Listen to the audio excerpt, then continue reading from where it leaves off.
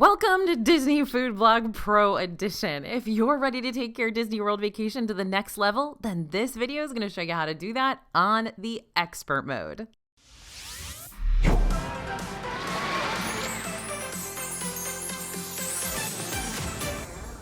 Hey everybody, it's AJ for Disney Food Blog. Hope you brought your sweatbands and gym shorts today because we're about to train you up to become Disney World Park pros before your next big vacation takes place. Cue dramatic training music montage now. Before we get started, you can get a head start on your Disney World Pro status by scanning the QR code you see on the screen and downloading our totally free DFB planning worksheets, because if you're like me, you'll want a place where you not only keep all your big plans organized, but also a place where you can visualize them at all times. Shout out to all my visual learners out there. Okay, let's get started with the pro tips, y'all. Now, I know a lot of you are Disney World veterans, and so is our team, but we are learning every single day. So I hope there are a few new tips for you in here too.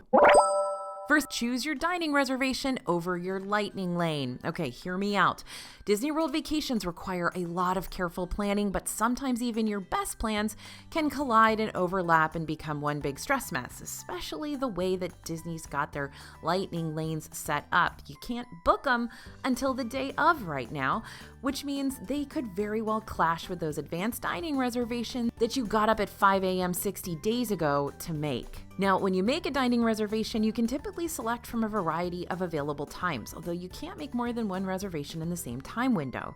You can modify or cancel your reservation without fees up to 2 hours before your reservation time at most Disney restaurants. But note that availability at many Disney restaurants will fill up quickly and stays pretty full. In a nutshell, when you make dining reservations, your day is somewhat restricted around those times, and even though you can schedule your dining plans in advance, those rides are another story. Now, even though Disney's been saying they're maybe going to change the Genie Plus system to let you plan before you go to Disney World in the future, that hasn't changed yet. So for now, you must purchase Genie Plus for each person in your party on the day you visit. By the way, Genie Plus becomes available each day beginning at midnight, and you can start booking your lightning lanes as early as 7 a.m. But booking your lightning lane in the morning doesn't mean you'll only get morning availability. You might only see time windows for later on in the day, which could still impact your lunch or dinner reservation that, again, you booked 60 days ago. So what happens if your lightning lane is scheduled for the same time as your dining reservation? From personal experience, cast members have always told us to prioritize dining reservations over rides, since your lightning lanes will have an hour-long return window that you might still be able to make after you finish eating, depending on how quick the restaurant is. Meanwhile, your dining reservation is pretty much set in stone for one specific return time with about 15 minutes leeway in case you're running behind, though I'd avoid testing the limits on that if you can, especially on the park's busier days. It's much easier to keep your dining reservation and instead opt to speak to cast members about your lightning lane at either the location of the ride or at guest relations. Keep in mind that they might not be able to change your lightning lane time, but it never hurts to ask. You could also try to find a different time for your lightning lane. Keep checking the My Disney Experience app for a different lightning lane time to pop up. When and if you find one, you can modify your existing reservation in exchange for the new one. But if you're really in a pinch, you can always cancel your dining reservation without a cancellation fee as long as it's 2 hours before the reservation time. Now, before this even becomes an issue and before you're 60 days out from your vacation, have a good idea of what you want to prioritize in the parks. If you want your day to be ride heavy, it might be good to stick with more quick service rather than make all those reservations for table service restaurants. On the flip side of things, if you're wanting to hit up quite a few table service restaurants during your trip, then you might want to skip using Genie Plus to avoid the stress of time conflicts. And don't forget that you can schedule your individual lightning lanes around your dining reservations, so those heavy hitter rides should be easier to sort out. All right, next pro tip, use those secret walkways to avoid the crowds. For many guests who enter the parks, they'll immediately take the roads most traveled since that's what everybody else is doing. But not you. You are pros now, and in order to avoid the slog of people and get places faster, then you need to know about these shortcuts. First, the secret stairs in Magic Kingdom. When you hop aboard the monorail from the Ticket and Transportation Center to reach Magic Kingdom, make sure you find yourself on the right side monorail queue. Walk all the way to the end as the monorail arrives, aim to be the last one to board, positioning yourself closest to the door. Now, here comes the pro status part. When the doors open upon arrival at Magic Kingdom, you should be in the car closest to Magic Kingdom. Take a sharp left and find the hidden stairs. Trust me, being the first one down those stairs will give you a remarkable head start. Next, the back entrance to Epcot. Epcot is the only park with 2 entrances. The first is the most commonly used one. The front entrance, that's going to take you into World Celebration and past that giant spaceship Earth geodesic sphere. The second entrance, the International Gateway, is in the back of the park, and it'll spit you out into the World Showcase first between France and the UK Pavilion. If you're staying at a Skyliner resort like Pop Century, Art of Animation, Riviera, or Caribbean Beach, then you can ride a sky gondola over to this entrance and get into the park faster. There's going to be a lot fewer lines at the back entrance than at the front. Also, if you're staying at one of the Epcot area resorts like Boardwalk Inn, Yacht and Beach Club, or Disney World Swan and Dolphin, then you'll not only be super close to the International Gateway, you'll be within walking distance of it. Alright, Echo Lake's Pathway in Disney's Hollywood Studios. If you're trying to avoid shoulder-to-shoulder crowds on your way to Galaxy's Edge, which is located in the very back of the park, try turning left once you hit Echo Lake before you reach the Grauman's Chinese Theater replica. This is going to take you past 50's Primetime Cafe and Indiana Jones Epic Stunt Spectacular to get over to Batuu. It's a bit of a longer path, but it's usually not nearly as crowded, which could still help put you in that section of the park before many other guests who are still taking that shorter and skinnier route on Commissary Lane. Now, how about the shortcuts in Magic Kingdom? There are actually 2 cut-throughs between Frontierland, Liberty Square, and Adventureland that I want to talk about because these pathways will save you a lot of time, especially if you're traveling land to land on busier days. The first is found just where Liberty Square transitions into Frontierland, or in Adventureland near the entrance to the Swiss Family Treehouse, depending on which side you're coming from. This covered area leads to more restrooms and is a fast, easy way to save a ton of steps if you're trying to get from one land to the other. The second cross-through is down near Aloha Isle on the Adventureland side, which comes out between Frontier Mercantile and the entrance to Country Bear Jamboree on the Frontierland side. So that's going to shave you some time off and lower your step count between lands. And the Pandora and Africa route in Disney's Animal Kingdom. Is it weird to have a favorite park shortcut? Because the walkway between Africa and Pandora is probably my favorite shortcut. You'll find it past the Festival of the Lion King on the Africa side, or down in the more lush part of Pandora if you're heading to Africa instead. Head to the right of Satuli Canteen to find the start of this path. Many guests head straight to the food and rides and miss this section of Pandora entirely, but not you. This overlooked path isn't just a great way to get out of Pandora instead of circling back to the entrance, but depending on your timing, you might also get a clear view of one of the character flotillas making its way down the Discovery River. This is a really chill walkway. A lot of people don't know about it, so it's going to be a nice, relaxing respite from the crowds. Okay, next pro tip, eat the best food. All right, obviously, we're going to tell you to do this.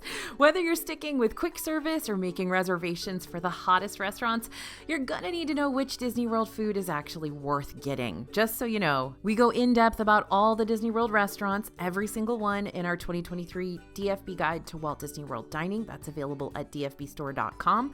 But for now, let's highlight a few of our favorites to eat across the Disney World restaurants, just to give you a sample of what those guidebooks have in store.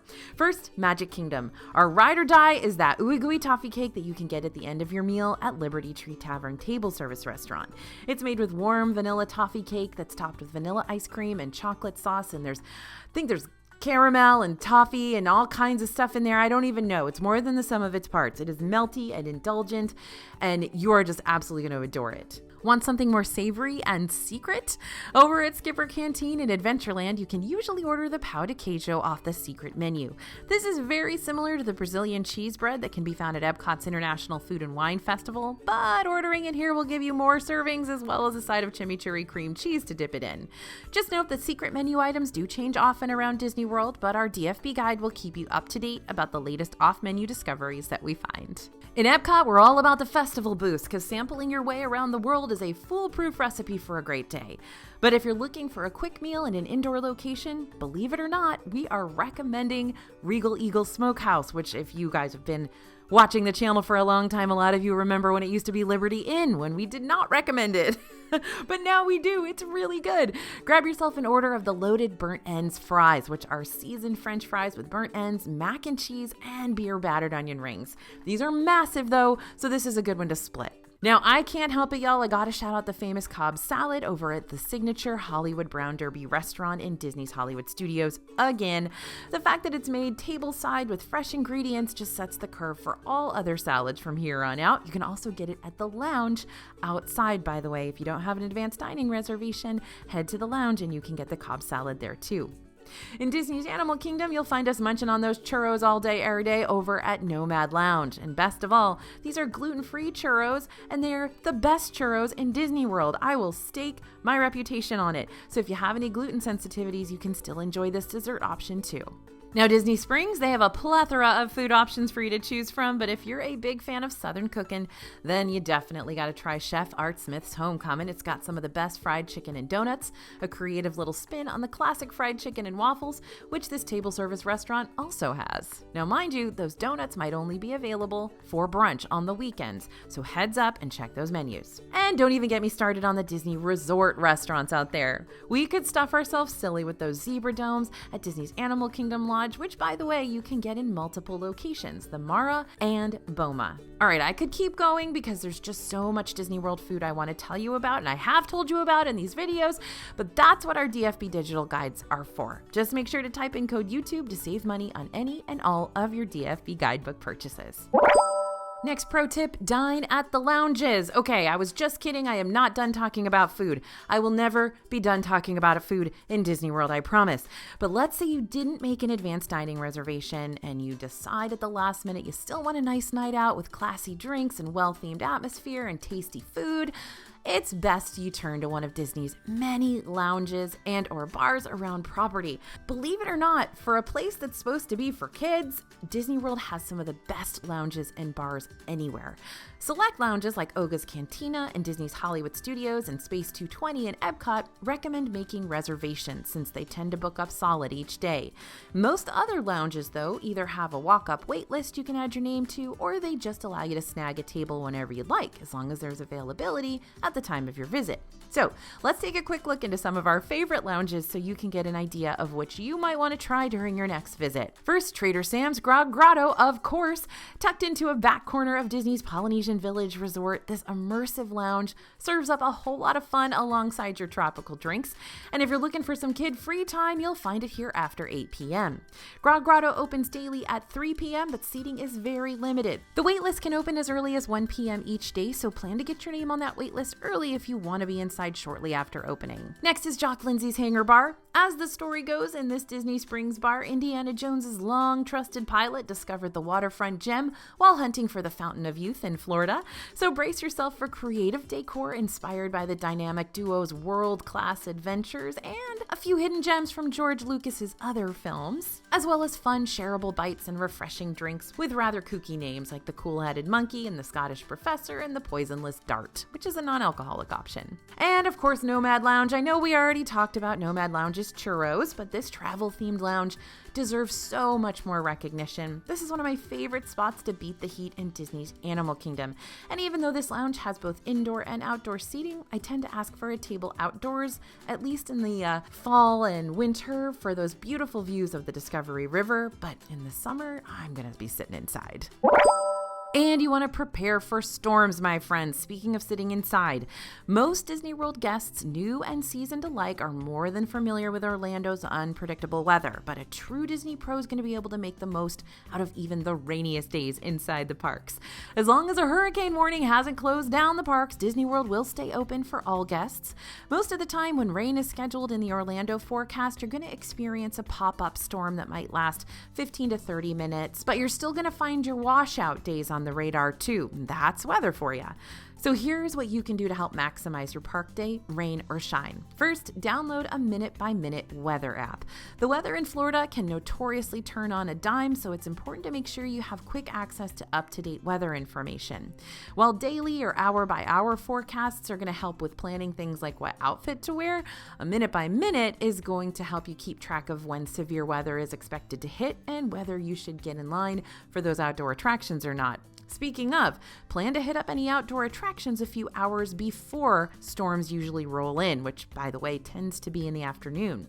When the weather gets bad, outdoor rides will shut down. So if you get in line for these even an hour ahead of the storm, there's still a possibility they'll have to close before you're able to ride, especially if it's a heavy hitter like Test Track. That could be a major bummer if you've already waited all that time. Sometimes outdoor attractions will reopen later in the day if the severe weather passes, but if the storms stick around, outdoor rides might remain closed for the rest of the day, so it's best to hit them up ASAP and leave the indoor attractions for later. Also, make sure you're packing quick, dry shoes, my my friends. Take it from us, walking around Disney World in soggy shoes and socks is miserable, and it breeds blisters, which are the worst. We always opt for quick drying shoes, and we always bring a second pair of shoes because if you do have a pair that gets waterlogged, those aren't going to dry for a couple of days, y'all. So have a pair of quick dry sandals you can wear as well. And just make sure to pack extra socks in your park bag too, in case the ones you're wearing get too soggy for comfort. Next tip, get the most out of your time inside the parks. All right, are you ready to kick things up a notch? Because I'm about to show you how to spend over 18 hours inside the Disney World parks. That's right, 18 fun-filled magical hours. So on a regular day in Disney World, the 4 theme parks are typically open between 12 and 14 hours each, not including the shortened hours we see sometimes during the winter or the days with shorter park hours due to special events. You can track those down on the Disney World events calendar on their website ahead of time. In addition to these regular hours, there are ways to tack on even more time for your park day. So here come the tips. If you're going to be staying at a Disney World owned resort, whether a value, moderate, or deluxe, you can get into the parks 30 minutes early with your early theme park entry benefit every single day for every single park. But let's go beyond that, because if you're staying at a deluxe resort, extended evening hours are offered on select nights in certain parks. Typically, this deluxe perk offers an additional 2 hours in the park after they close to the public. So guess what that means for you? That's right, more rides, less wait. Not planning on staying at a deluxe? You might still be able to pay your way into staying in the parks later to experience less crowds thanks to Disney World's holiday parties and after-hours events. During the Halloween and holiday seasons, Magic Kingdom hosts 2 different parties that you'll need to purchase tickets separately for from your regular park ticket. On select dates, August to October and November, you can attend Mickey's Not So Scary Halloween Party, and then from November to December is Mickey's Very Merry Christmas Party.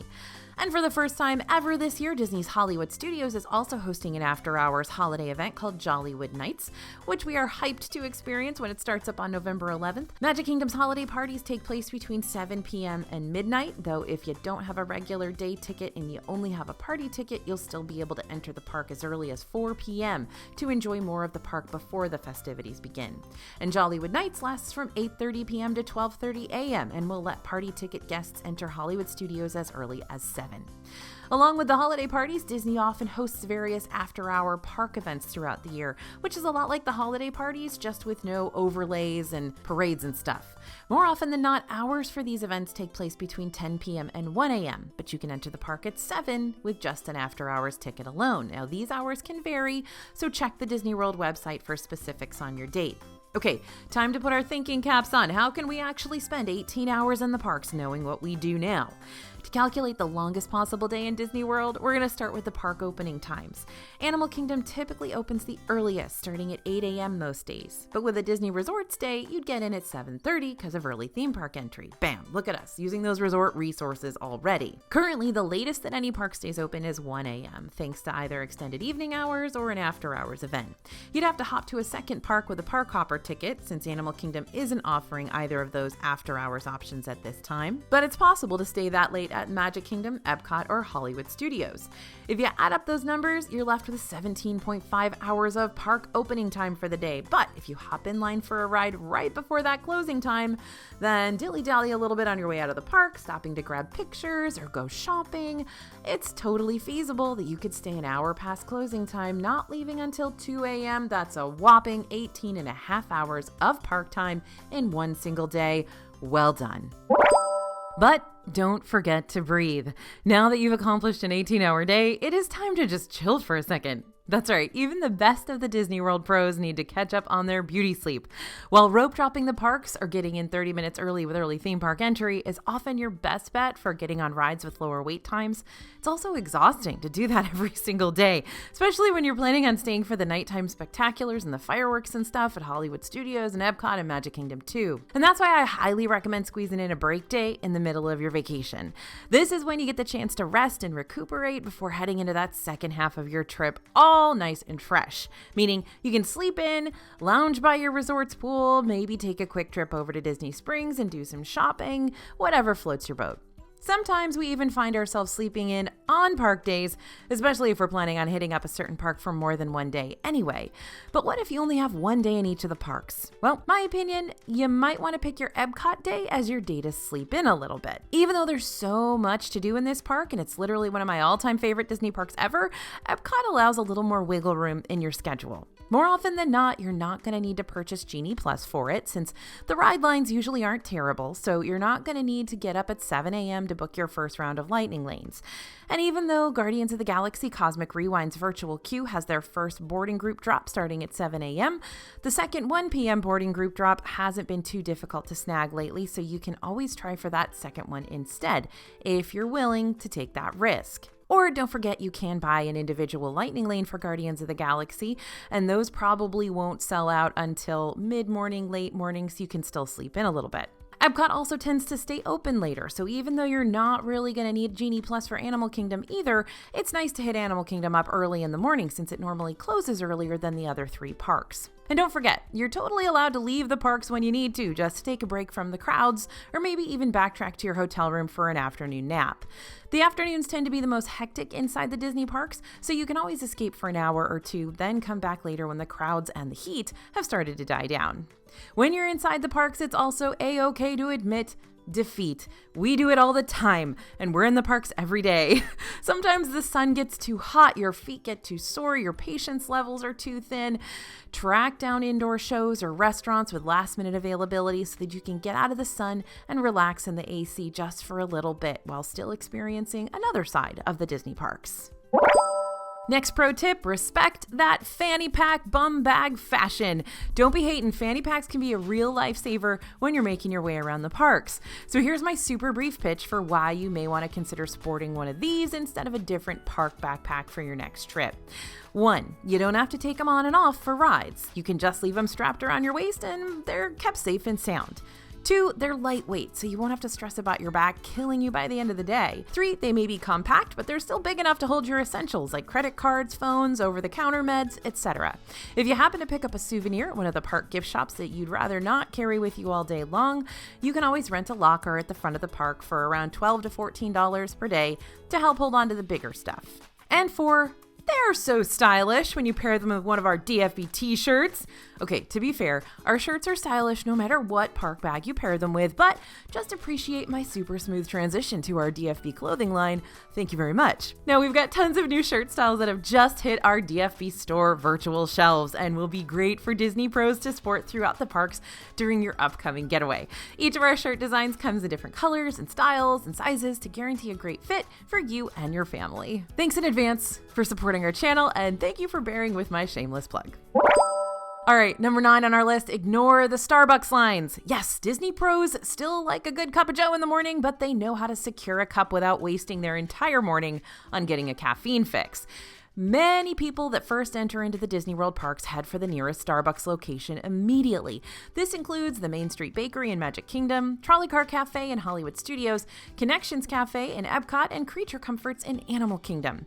It's very common at the beginning of the day to walk by the park's resident Starbucks location and see a huge line of people already waiting. Now, we get it, Starbucks is great and we're huge fans ourselves, but y'all, let's be real here. You paid a bunch of money to be in this park and you're wasting valuable ride time by choosing Starbucks over everything else. When our DFB reporters need a hit of Java before they start their day, many of them head to the closest Joffrey's location to bypass those Starbucks lines. Typically, there are significantly lower lines for the Joffrey's kiosks, especially first thing in the morning. There's even a location for Joffrey's outside of a few of the parks, like at Epcot or Ticket and Transportation Center before you take the monorail or ferry to the Magic Kingdom, or even over at the Caribbean Beach Skyliner Hub. There's one outside of Animal Kingdom. Now, these locations in particular are known to see very low to zero waits, even as swarms of people pass right by them to get in line, to get in the parks, and then wait in line for coffee. So it doesn't really make a lot of sense. If you're gonna be on the monorail or waiting in line to go through the turnstiles, just get your coffee before, and then once you get in the park, go use the time to ride rides. Now, you can also typically grab coffees at other Disney Park quick service locations where coffee isn't as blatantly advertised. Here are just a few of our favorite specialty coffee locations where the lines are almost non-existent at the start of the day. Katsaka's Kettle at Disney's Hollywood Studios is over in Galaxy's Edge. Before you get in line for Rise of the Resistance, you may want to pick up a cold brew black calf. This drink is Joffrey's cold brew topped with sweet cream cheese and chocolate puffs. While it may sound a little strange, it is a big favorite. Kringla Bakery Og Cafe in Epcot, the Norway Pavilion, is home to the frozen Viking coffee, which is made with Bailey's Irish cream and Kimura coffee liqueur, drizzled with coffee chocolate sauce and garnished with coffee chocolate crunch. Now, there's also a hot version and a non-alcoholic version available of this coffee beverage as well. Royal Anandapur Tea Company in Disney's Animal Kingdom. This is cheating a little bit because it's still technically a Joffrey's kiosk, but this is where you can pick up that frozen chai, which is the only place you're going to find a frozen chai in all of Disney World. And yeah, I know this is tea and not coffee, but it's caffeinated tea, and it's really, really good caffeinated tea, so don't at me on this one. And Westward Ho Refreshments at Magic Kingdom. This teeny kiosk inside Frontierland may not be a Joffrey's kiosk, but it does serve Joffrey's coffee in both hot and cold brew fashion. And to give your coffee a little extra oomph, you can add a flavor shot for an extra 50 cents of caramel, hazelnut, vanilla, and seasonal offerings. Often you'll find pumpkin spice flavoring year-round here too, so make sure to ask if that's still available during your next Westward Ho pit stop. If you're a big believer in pumpkin spice being a 365-day flavor, that is. All right, after all that training, I think you are ready to take on the title of Disney World Pro. Thanks for training with us today, and just in case you didn't get a chance to do so earlier, here's that QR code for our free Disney World planning worksheets. All you need to do is send us your name and email. We'll get those digital pages to your inbox immediately. Thanks for listening, everyone, and thanks for watching. This has been a real fun video to record. There's so much information that I always can't wait to tell you. As always, this is AJ for Disney Food Blog, and we'll see you real soon.